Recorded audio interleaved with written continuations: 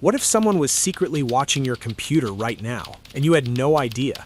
The good news is, Windows already includes hidden tools that can expose suspicious activity in less than a minute. No software to install, no paid antivirus, just a few simple steps. Let's start. First, press Windows plus R on your keyboard. A small Run box will appear. Type MRT and press Enter. This opens Microsoft's malicious software removal tool.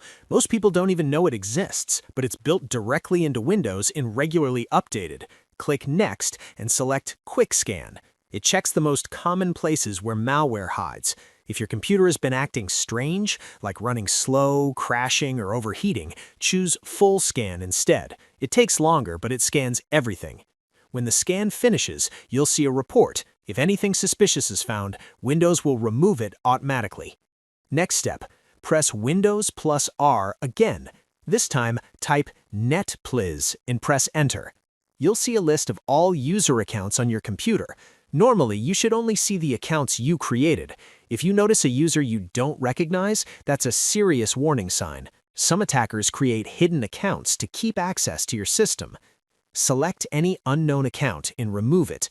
Also check that only your main account has administrator access. Now for the final check.